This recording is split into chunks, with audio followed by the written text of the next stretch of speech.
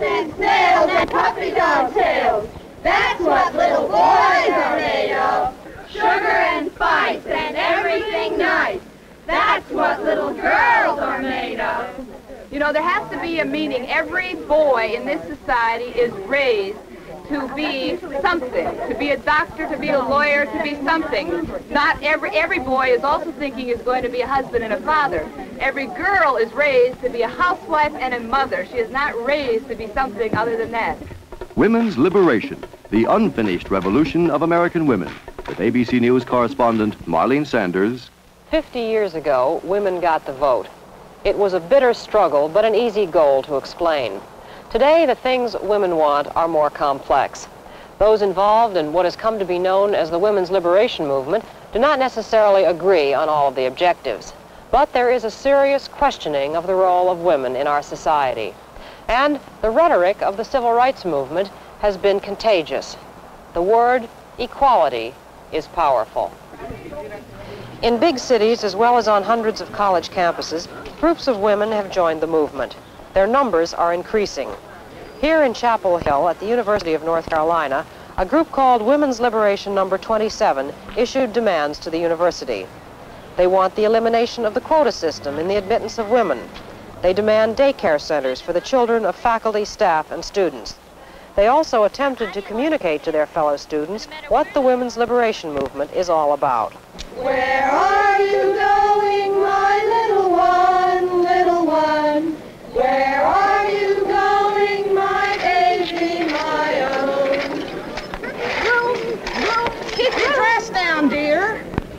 Why can't I wear pants when I play, Mommy? Because little boys wear pants, little girls wear dresses and keep their skirts down. But you wear pants sometimes, Mommy. That's different, because I'm married. If you're going to talk back to me like that, I'll tell your father when he gets home. Where's the nice doll we gave you for Christmas?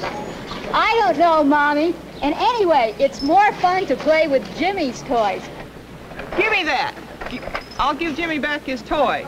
You go in the house and get your doll and play house. Don't you want to be a mommy when you grow up? I don't know, Mommy. Anyway, do I have a choice? My dear, all normal women want children. I came here to see about universities that have good medical schools. I want to become a doctor. Are you sure you want to become a doctor? Oh, yes. I want to help all those people. And besides, I have very good grades. I have all A's. Have you considered nursing? All those years of medical school will interfere with your role as a wife and mother. Jack and Jill went up to school and Jill had better grades.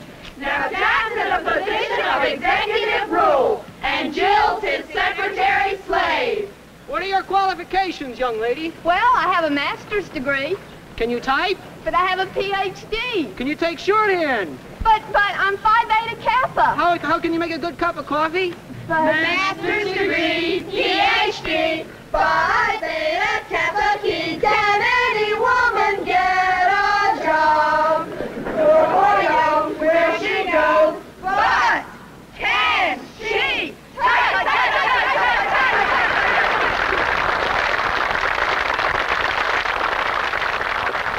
Well, it was a good show. I think it points out, maybe in a comical fashion, the real issues behind this movement, and the issues are very real. They correlate somewhat to the Black Revolution and the Youth Revolution. I think I'm just a regular prejudiced male, though, in some respects, because I think if a woman really wants to be free, she may be. Some men view the women's liberation movement with scorn or amusement. The rhetoric is sometimes strident, and men often feel threatened by it. But these members of a group at the University of North Carolina and nearby Duke are married. Several have children. They're militant, but Linda Fisher told me she thinks there's something in the movement for men. The very first thing is that men will no longer have to be solely responsible for the financial help of their family. They don't have to get ulcers and other things because they're the only wage earner. If a woman follows her desires throughout her life, and if that desire happens to be to work, to have a career, or simply to work at a job that she enjoys, then any given man that she's married to does not have to feel the sole responsibility for taking care of her then and later on, say if the marriage breaks up, as under the law now, he is responsible. The other things that he has to gain have to do with emotional needs. A lot of men have said, I wish I could cry, but they're long past learning how, because they've spent so long believing that it's inappropriate. On the campus of Duke University, women are learning to discard something they have long felt inappropriate for them: their role as victims. Weak, vulnerable. One of the offshoots of the women's liberation movement has been the growth of self-defense classes. Students and local residents hired an expert to teach them how to overcome their physical limitations. The classes have an ideological basis, according to Duke student Mary Thad Ridge. Well, I think that if women are going to want to really take the position in the world that belongs to them, one of the most important things is mobility.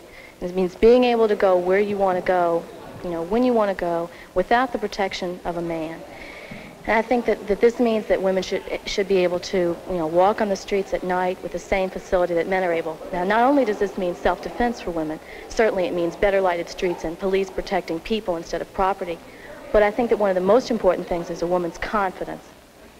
These young women are finding their confidence in themselves enhanced by such classes.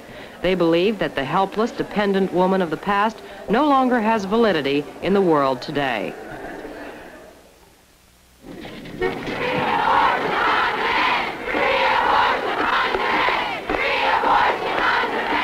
Marches, sit-ins, confrontations, all are part of protest in America today.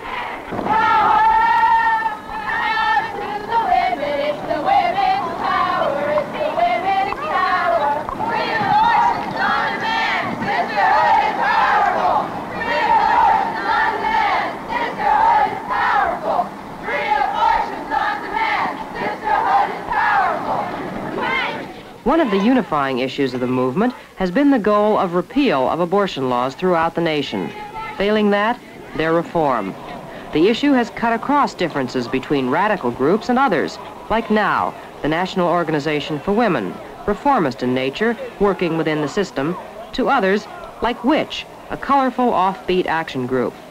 This demand has been increasingly successful, with 13 states, including New York, having liberalized their laws in the last 3 years. Attorney Nancy Stearns sees more victories ahead. We've learned an awful lot from the black movement and what it's done in the last 10 years. We know that we've got to use every forum. Okay, so we've been trying with the legislature and we've been failing, but even they've heard us now. They just can't ignore the fact that we're all here. And we're trying the courts, and damn it, we're in the streets. It's obvious we're in the streets. And with the 3 different things, and Lord knows what all else we'll have to try, this year we're going to win, whether it's in the courts or the legislatures. And as I said before, it's not only going to be New York, it's going to be every state. Much to our surprise, we've already begun winning. And you should know that courts in Wisconsin, in California, and in the District of Columbia have already said their laws are unconstitutional. They've said what we're saying, that women have a fundamental right to control their own bodies and to control their own lives. Folk singer Mary Sanders Chartle. Are the luckiest, the fortune of all womankind. They're always controlled.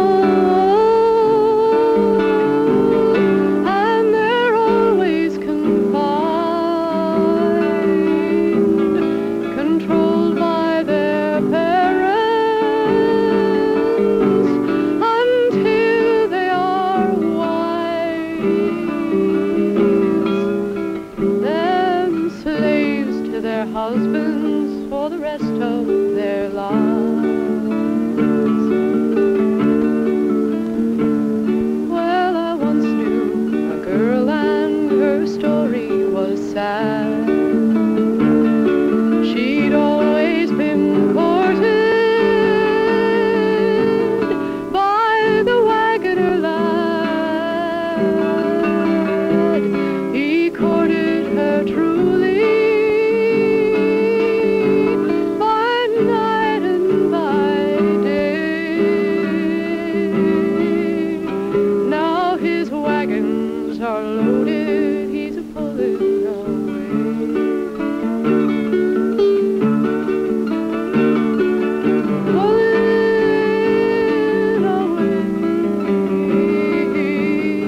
The abortion law repeal movement aims to give women control over their bodies.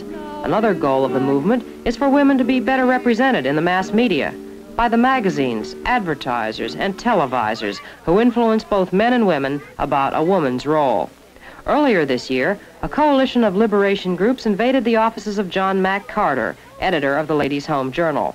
We demand that the Ladies' Home Journal hire a women editor-in-chief who's in touch with women's real problems and needs. We demand that the magazine use women writers exclusively for all columns. We demand that all sales and advertising personnel be women. I think it'd be ridiculous to have only women working for Ladies' Home Journal. That's not the only qualification required of an editor on this magazine. We demand that the magazine cease to further the exploitation of women by publishing advertisements that degrade women and by publishing ads from companies that exploit women in terms of salary and job discrimination. I don't know, how do you determine that? It's pretty easy. It's pretty easy. Yes, Here's one. Read it out loud. Read the title. It's called the quote, "Congratulations, dear, but exactly what does an assistant vice president do? Pudding." Oh, dear. Yeah. It's an advertisement for Jell-O pudding tarts. And it shows that even a dumb woman who doesn't know what an assistant vice president does can make Jell-O pudding tarts.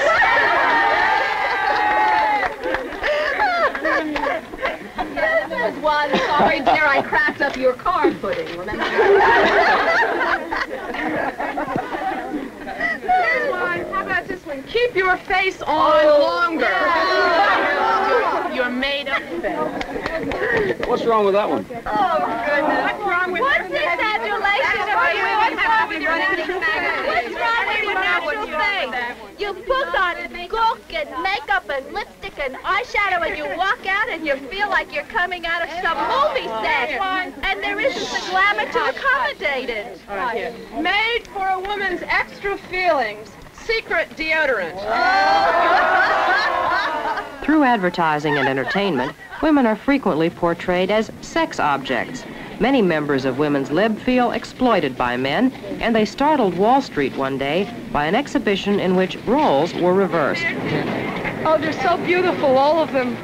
Ah, those men, those sex objects. What a nice tie. Look at the legs on that one. I'm so turned on. Sorry, you're beautiful too. Look at those pants. They just bring out your best. Keep your best leg forward, sweetie. Oh. Oh, wow. Sweetie, you're old, but I like you. You're beautiful. Oh, I love gray hair. Makes men so sexy, you have no idea. Hey, how do you like that hat over there? Oh, what a chapeau. How about glasses? I like them with glasses. Oh, you're the strong, silent type. Oh, look at that long hair. Oh, it's a hippie on Wall Street. Oh, I'm so turned on. We're trying to point out that we don't, what it feels like to be whistled at, put down constantly sexually every time we walk down the street. We'd like people to understand what it feels like to have someone go all the time and playing at us and paw. And they tell us that we're supposed to think that it's a compliment. We're supposed to dig it because we're supposed to dig that we're sexual objects. And we don't want to be sexual objects anymore. What kind of relationship between the sexes do you advocate? Is love out? Is sex out? Unless men change, it's going to be very soon. But not all women in the movement are agitated over this particular issue. There are many ideological battles being waged among the various factions. A vast outpouring of literature on the woman question has appeared since 1963, when Betty Friedan's book, The Feminine Mystique, signaled the revival of the feminist movement. More radical voices have been raised since then. The question of who is the enemy gets varied responses, like this one from a member of the feminists. The purpose of women's liberation, I think, is to liberate women. I mean, I think we see rape as an integral part of a terrorist activity to keep women down. What about marriage? Well, marriage is, as I've said, is unpaid labor. I mean, no woman, it's a free household slave for each man. Well, we can't take that position because so many of us are married. Pat Scullin, student. We don't see many viable options to marriage in the society, and we also feel that marriage meets some important human needs for intimacy and, prevents loneliness and things like that. And there aren't any viable alternatives. So even if we criticize marriage, got to be in a constructive way in terms of thinking of new institutions that this society needs and new values people have to have relating to marriage. The society itself would have to take major collective responsibility for the care and the rearing of children in the same fashion that they take at least a limited collective responsibility for the education of children today. Mary Alice Waters, editor, The Militant. Provision made for 24-hour daycare, child care centers controlled by the people who use them to make sure that women are able to leave the home, that they aren't tied to their children 24 hours a day. The oppression of women, as I mentioned earlier, is so much tied in to class society. Its roots are so deep and its history is so deep that it will take a major social revolution for women to be truly liberated. Strangely enough, I don't think man is the enemy. I think man is a fellow victim. Betty Friedan, author. Man is the fellow victim with women of the bind of half equality we're in now. He is as much oppressed by the burdens and the guilts and the hostilities that are bred by the current sexual definitions and the lack of equal responsibility and equal opportunity challenge that each man and woman has to suffer alone in his or her own family, bedroom, and kitchen, but yet must be solved by whole social and political change. Man's not the enemy. Man may not be the enemy. In fact, man must be an ally if there is to be meaningful change. And one of the vital changes needed is on the job front. Professional women are taking the battle off the streets, away from the campuses, and into Congress and the courts. But I think all of us are aware that some measure of discrimination against women exists at every level of our society. Members of the academic, professional, and business world met recently in New York to form a professional women's caucus. The basic reason? Only 1% of all working women in the United States earn $10,000 a year or more. The median income for full-time women workers in 1968 was $4,500. For a man, $7,500. Women college graduates typically earn $6,700 a year, and men, $12,000. The women listen to social workers, doctors, professors, and lawyers like Doris Sassower. Every woman judge who left the bench in New York State through death or retirement was replaced by a man. This is just one example of a national pattern. In 1950, women lawyers represented 1 in 28 of the total. Now that ratio is down to 1 in 40.